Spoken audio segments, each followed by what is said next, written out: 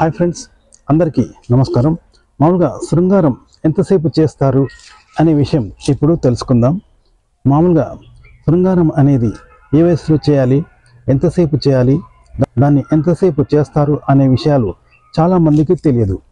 అలాగే ఈ విషయాల్ని ఎవరిని అడగలేరు ఈ విషయాల గురించి, ఎందుకంటే ఇవి వ్యక్తిగతం కనుక ఎవరిని అడగలేరు. అయితే శృంగారాన్ని ఎవరు త్వరగా ముగించి వేయాలి అని భావించరు. సాధ్యమైనంత వరకు ఎక్కువసేపు కొనసాగించాలి అని భావిస్తూ ఉంటారు. ముఖ్యంగా మగవాళ్ళు శృంగారాన్ని ఎక్కువసేపు కొనసాగించాలి అని భావిస్తూ ఉంటారు. ఈ విషయంలో మగవాళ్ళు చాలా ఒత్తిడిని ఎదుర్కొంటూ ఉంటారు. అయితే చాలామంది పురుషులు తాము శృంగారం ఎక్కువసేపు చేయలేకపోతున్నామేమో అని డాక్టర్లను సంప్రదిస్తూ ఉంటారు. అయితే ఇది చాలా సహజంగా జరిగే ప్రక్రియ. ఈ విషయంలో డాక్టర్లు మగవాళ్ళకి సర్ది చెప్తూ ఉంటారు. ఇవన్నీ పక్కన పెడితే అమెరికాలో ఒక పురుషుడు శృంగారం 13 నిమిషాలు చేయగలిగితే, అదే పురుషుడు యూరోప్లో 10 నిమిషాలు శృంగారం చేయగలుగుతాడు. అదే జర్మనీలో అయితే ఒక పురుషుడు శృంగారాన్ని 7 నిమిషాల్లో పూర్తి చేయగలుగుతున్నాడు.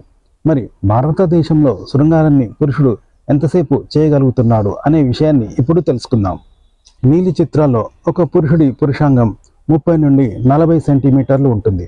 అలాగే శృంగారాన్ని అరగంట నుండి గంట సేపు కొనసాగిస్తూ ఉంటారు. ఎందుకంటే వీరికి భావప్రాప్తి కలిగించడం విషయంలో ఎలాంటి టెన్షన్ ఉండదు. అలాగే నీలి చిత్రాల్లో గంటల తరబడి షూటింగ్ చేస్తూ ఉంటారు. ఆ తర్వాత ఎడిటింగ్ చేసి మనకు అలా చూపిస్తూ ఉంటారు. బ్లూ ఫిలిమ్స్లో నటించేవారు రకరకాల మెడిసిన్స్ తీసుకుని శృంగారం చేస్తూ ఉంటారు. కాబట్టి అలాంటి వాళ్ళని చూసి నిజ జీవితంలో పోల్చుకోకూడదు. చాలామంది పురుషులు శృంగారాన్ని తాము తక్కువసేపు చేస్తున్నామేమో అని తమలో తాము కుంగిపోతూ ఉంటారు. ఆ సామర్థ్యం పెంచుకోవడం కోసం అనేక ప్రయత్నాలు చేస్తూ ఉంటారు. తాము చాలా తక్కువసేపు శృంగారంలో పాల్గొంటున్నామేమో అని అనుమానపడుతూ ఉంటారు.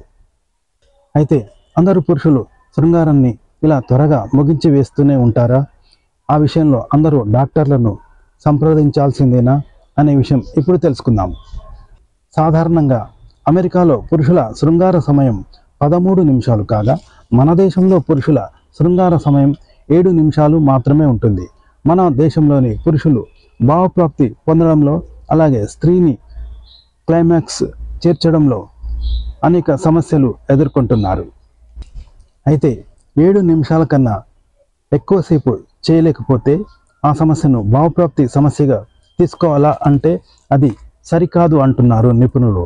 ఎందుకంటే 1 నిమిషం కూడా శృంగారం చేయలేకపోతే, భావప్రాప్తి పొందలేకపోతే దాన్ని మాత్రమే శృంగార సమస్యగా, భావప్రాప్తి సమస్యగా తీసుకోవాలి అని నిపుణులు చెప్తున్నారు.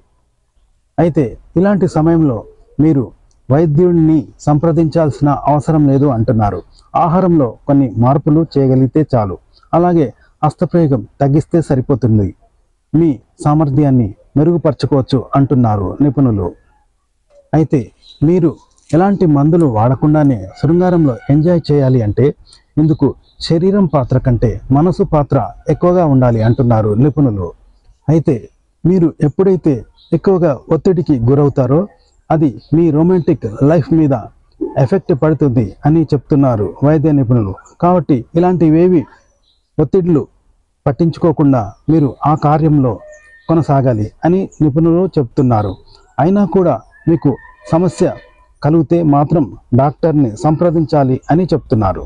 ఫ్రెండ్స్, ఈ వీడియో నచ్చితే లైక్ చేయండి, కామెంట్ చేయండి. మా ఛానల్ని సబ్స్క్రైబ్ చేసుకోవడం మర్చిపోకండి. సెలవు, నమస్కారం.